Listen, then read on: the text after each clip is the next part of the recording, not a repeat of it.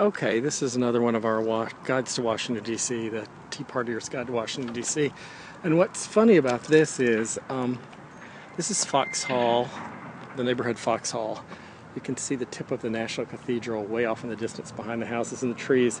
It's got scaffolding on the top of it, so it looks a little funny. We had an earthquake last fall that cracked it in the Washington Monument, cracked some older, taller structures and made pieces of them fall off.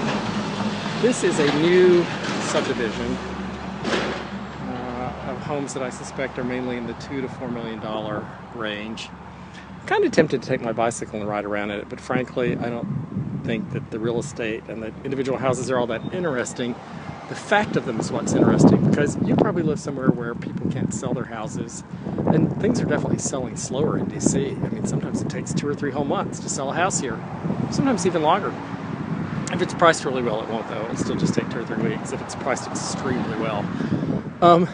Anyway, but here, this actually used to be a woods with some other kind of, there was something else here. I think there was an old private school or something, and they tore it down because they knew that they could build a bunch of $2 or $3 million houses and sell them off. And I'm sure Washington's not the only place in the country where that's true, but you're paying taxes to people who are high-level 6- and 7-figure lobbyists and 6-figure bureaucrats and federal economists, and they're here buy $750,000 1- and 2-bedroom condos and $1 million 2-bedroom condos and $2 and $3 million houses with your money. So remember that when you vote.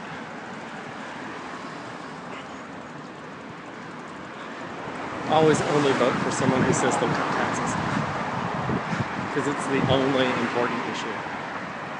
Anyway, so we're on Foxhall Road in a neighborhood called Foxhall. Below it is a simpler, cheaper neighborhood. I actually used to live in it, called Foxhall Village.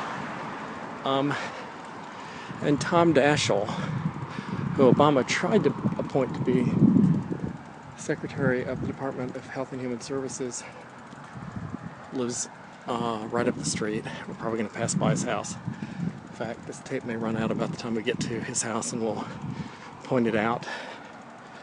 But Daschle's a healthcare lobbyist, and he lives in a house that also costs between $2 and $3 million.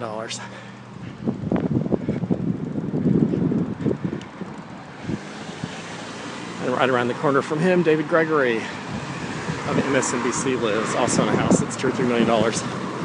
One reason, of course, it's $2 or $3 million is that it's off this busy street. Though you can be on this busy street and still be in the $1.5 to $2.5 million range.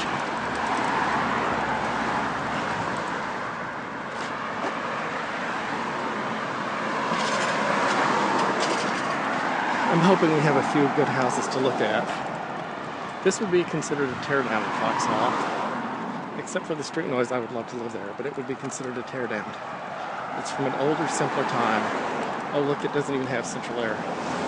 Huh. There's window units. I think what was in that development before was a museum called, it began with a K. The Krieger Museum, maybe? Maybe they relocated it somewhere else. It was a museum you had to make an appointment to go see. This is the Field School, which is a private school that all the lawyers and lobbyists send their kids to. I believe it too has relocated from somewhere else. In fact, maybe this is the Krieger Museum. Now the Field School.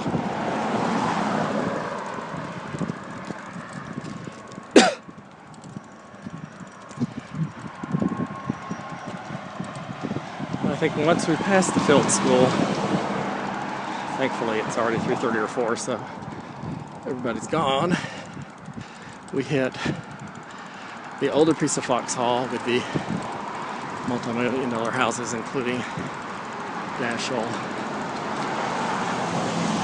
and David Gregory. But I think actually what I should do is just stop the tape and start again when we're there with another tape.